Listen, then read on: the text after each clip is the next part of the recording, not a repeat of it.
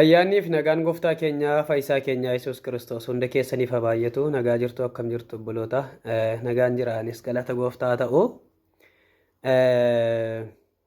Please viidiyoo kana namoonni sin bira ga'u riipoosti gochuudhaan akkasuma koppiliinkii gochuudhaan sheer gochuudhaan namoota bira akka inni ga'u naa taasisaan isiniin jedha. Gaaffii qabdanis immoo koomentii irra kaa'uu dandeessu. Koon qabu yeroon argutti isinii deebisuu nan danda'a. Egaan ammas xiqqoo addaan badeenii deebi'ee soorii jedhagaa yaa'u hojiirran jira yaa'u baduun koos akkasumaan otoo hin taane hojiidhumattan jiraafanii. Yeroo darbe keessaa viidiyoo marsaa 22ffaa hojjedhe keessatti araarsummaa Yesuus kan jedhu waliin ilaallee turre. Har'as isuma sanatti fufneetu ilaallaa ragaadha wajjin jechuudha. Gooftaa keenya Yesuus Kiristoos araarsaa akka inni ta'e isa kanatti waliin barannaa jechuudha. Waa'ee araarsummaadha jalqabarraa kaasee dubbadheen ture kakuu moofaa keessatti Waaqayyoo namoonni yeroo isaan yakkanii dhiiga buusanii yookaan horii qalanii dhiiga horii sana immoo aarsaa godhanii foon qalamu sanas aarsaa godhanii dhiigaanitti Waaqayyoo namootatti araaramaa ture. Kakuu haaraa kana keessatti immoo Waaqayyo dhiiga ilma isaa Yesuus Kiristoosiin namootaaf araara kenne. Araarsummaa jechuun dhiiga irratti kan hundaa'udha jechuudha. Dhiiga irratti kan hundaa'udha. Dhiigni kun immoo kakuu moofaa keessattis horiin dhiyaatu horii mudaa hin qabnedha. Horii mudaa hin qabne horii akkasiitu dhiyaata. Fakkeenyaaf horii jaamaan, horii naaftii, horiin qaama hir'uu dhiyaachuu hin danda'u. Kakuu haaraa kana keessatti immoo qulqulluu isa ta'e, qajeelaa isa ta'e Waaqayyo dhiiga ilma isaa Yesuus Kiristoosiiniiti ilmaan namootaa kana maal godhee ofitti araarse. Araarsummaan gooftaa keenyaa Yesuus Kiristoos al tokkicha kan raawwate sun bara baraaf itti fufee isumatu nu araarsa malee yeroo sana nu araarseetu araarsummaa kana immoo namootatti dabarsee yookaan namni haa araarsuu yookaan ergamoonni haa araarsan jedhee dhiisne itti dhufnee ni ilaalla fuulduratti. Lubummaan gooftaa keenyaa Yesuus Kiristoos lubummaa bara bara jechuun luba tokko jechuun Waaqayyoof namoota gidduu kan dhaabbatu jechuudha. Waaqayyoof nama gidduu kan dhaabbatu. Egaa Waaqayyo luba bara baraa godhee kan inni kaa'ee ilma isaa Yesuus Kiristoosidha. Ilmi isaa Yesuus Kiristoos kun lubummaa bara baraa qaba. Utuu lubummaan Yesuus Kiristoos akka lubummaa biyya lafaa kanarraa lafuma kana qofaa irratti kan hojjetee darbuudhatu ta'eeti Yesuus yeroodhuma sanatti ilmaan namootaa araarsee araarsummaa kana keessaa ba'ee jenna turre. Garuu amma akkas miti. Lubummaan gooftaa keenyaa Yesuus Kiristoos kan bara baraati. Ragaa isaatii wajjiniin gaafa bira geenyu ilaalaa deemna rakkoo hin qabu. Amma garuu lammaffaa Qorontos boqonnaa 5 lakkoofsa 17 hanga 19tti kan jiru ilaalla. Kanaafis namni kan Kiristoos ta'e uumama haaraadha. Inni moofaan darbee kunoo inni haaraan dhufeera. Kun hundumtuu Waaqayyo isa karaa Kiristoos ofitti nu araarse biraa ta'e. Inni hojii araarsuu isaa kanas namootatti akka dabarsinuuf nuuf kenne. Look, yeroo baay'ee laamma namoonni kan isaan irratti shawwadamanii Waaqayyo araarsummaa kana namootatti dabarseera kan isaan jedhanii maal kan jettu kana qabataniiti. Inni hojii araarsuu isaa kanas namootatti akka dabarsinuuf nuuf kenne. Ishee jettu kana fudhataniitu hojiin araarsummaa kuni namootatti darbeera jedhanii namoonni yaadan jiru. Garuu yaadni kun akkas jedhaa hin jiru. Eertuun kun yookaan luqqisni kuni akkas jedhaa hin jiru.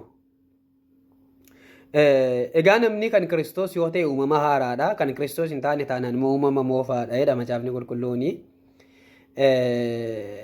Waaqayyo immoo karaa Kiristoos namoota ofitti araarse jedha.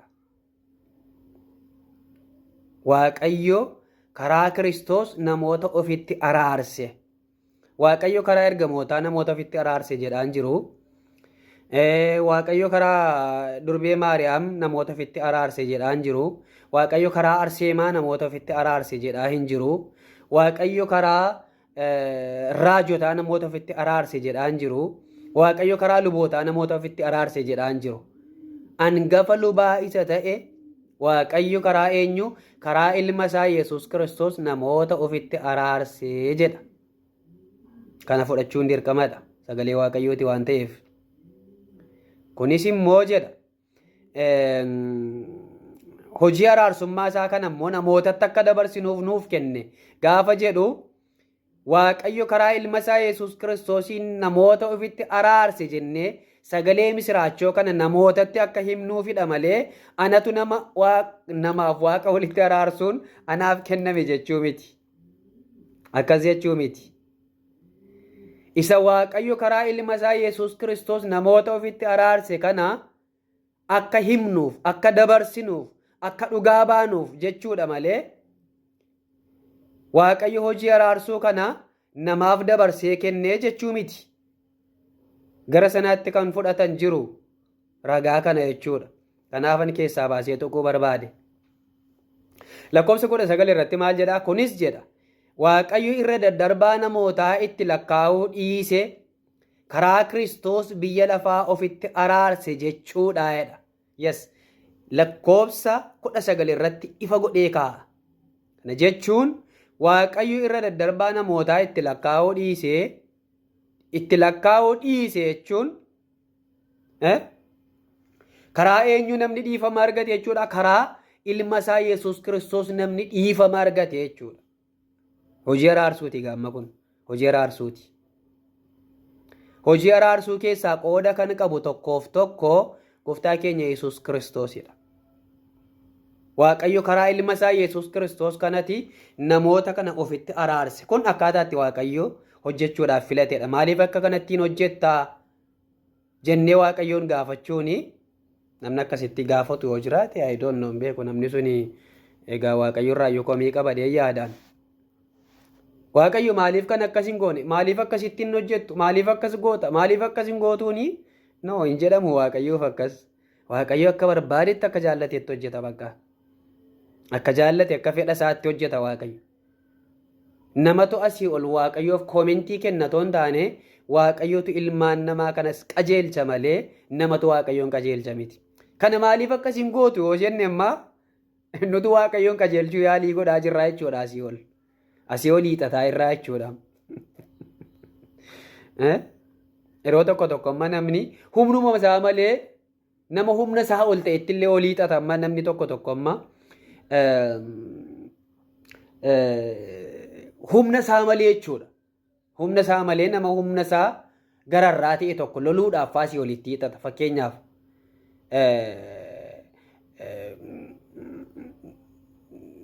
namumti qabeenya qabuu fi namni qabeenya hin qabne iyyuu tokko miti. Gaafan isiniin jedhu inni qabeenya qabu sun qabeenya isaa sanaan abbaa barbaade sitti bitee waan barbaade gochuu danda'a. Namni jallaan jechuudha. Ati garuu sana waan hin qabnee fi nama sanaan morkachuu hin dandeessu yookaan immoo nama sana loltee mo'achuu hin dandeessu abadan. Garuu akka waan mo'atuutti fakkaata yeroo tokko namatti. Kana jechuun namni yeroo inni itti Waaqayyoon maaliif kun akkasiin taane maaliif kan akkas goote baay'ee rakkisaadha. Dubbii Waaqayyoo akkuma dubbii Waaqayyootti fudhachuun barbaachisaadha jechuudha. Keessumaa amantoonni warri kaan illee haqaaquun micciiruun jallisuun hojii isaaniiti waan ta'eef isaan irraan dubbachaa jira miti. Amantoonni warri dubbichatti amantanii dubbii Waaqayyoo kallattiidhumaan fudhachuun murteessaadha barbaachisaadha jechuudha. Waaqayyo irra daddarbaa namootaatti lakkaa'uu dhiiseetu karaa Kiristoos biyya lafaa kana ofitti araarsee nuun jedha caaffanni qulqullaa'an. Erga araara isaa kana immoo hadaraa nutti kenne. Erga araara isaa kana maal godhe? Hadaraa nutti kenne jechuun nutu araarsa jechuu otoo hin taane ergaa araarsummaa gooftaa keenyaa Yesuus Kiristoos kana akka himnu, akka dubbannu, akka barsiisnu, akka lallabnu namootatti akka himnuu fi adaraatu nutti kenname jechuudha. Anaan amma adaraan natti kenname. Waaqayyos adaraa natti laatee, waldaanis adaraa natti laattee adaraan qabaa jechuudha baqaanam. Adaraa kan adaraan natti kenname yoomaan dubbicha himuu, dubbicha lallabuu, dubbicha barsiisuu, dhugaa macaafa keessa jiru dubbachuu, barsiisuu adaraa natti kennamedha. Waaqayyotu natti kennate.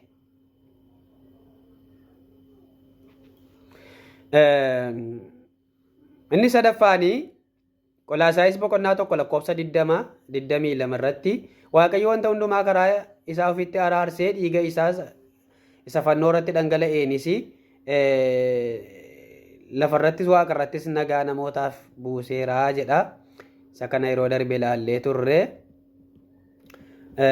Inni arfaffaan nuyi ammallee diinota taanii utuma jirruudha. Du'a ilma isaatiin Waaqayyotti erga araaramneedha. Amma immoo nuyi warri isatti araaramne jireenya isaatiin hammam caalaatti ooluuf jirrare. Waaw! Karaa maaliidha? Karaa du'a ilma isaatiin erga Waaqayyotti araaramne. Waaqayyotti kan araaramne du'a ilma isaatiinidha. Nu imma ganaa araaramnamti Waaqayyotti araaramneerra already. Warri wangeelatti amanne ganaa Waaqayyotti araaramnamiti. Araaramneerra. Waaqayyos nutti araarameera. Araara kana arganneerra amma nuti. Warri kam? Warri wangeelatti amanne. Warri Kiristoos Yesuusitti amanne ganaa araaratu nu dhufa jennee, ganaa Waaqayyo nu araarsa jennee, ganaa araarsummaa Waaqayyo kana eegganna toon taane already maal taaneerra araara kana arganneerra keessa jirra jechuudha. Keessa jirra. Araarsummaan sichi nuuf ta'u hin jiru. Araarri nuuf ta'eera. Waaqayyo karaa ilma isaa Yesuus Kiristoos araara nuuf godheera nuuf. Araarri sichi nuu ta'u tokkollee hin jiru. Araara nuu ta'e sana keessa jiraanne, araara nuu ta'e kanatti fayyadamne, araara arganne kana keessa jiraanneetu mootummaa Waaqayyoo dhaaluudhaaf warra imalarra immoo jiranidha. Deemsarra warra jiranidha. Maal arganne? Araara arganne. Haleluuyaa. Dubbiin akkasii jechuudha. Akka kanatti namaa galuun irra jiraata. Ammumti naaf galee kun isiniif galeennaa waan salphaa miti jechuun ammuma koo kan isaaf hin galles jiraachuu danda'a waan ta'eef jedheenii dubbachaa jira. Warri na caalaa hubattan immoo hubattaniittu.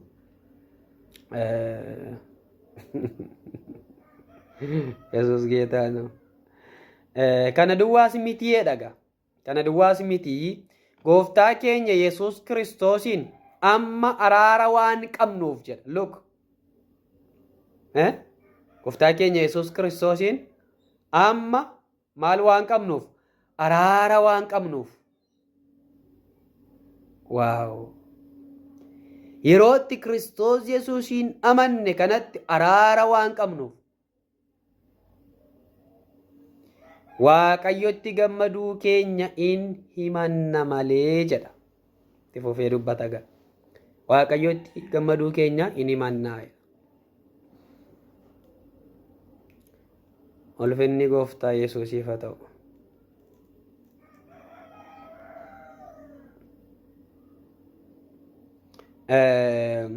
Har'aaf asuma irratti nu ga'a. Yeroo biraatti fufneetu ilaalla. Yaada yoo qabaattan, gaaffii yoo qabaattan, waan isiniif hin galle yoo jiraate gaafachuu dandeessu.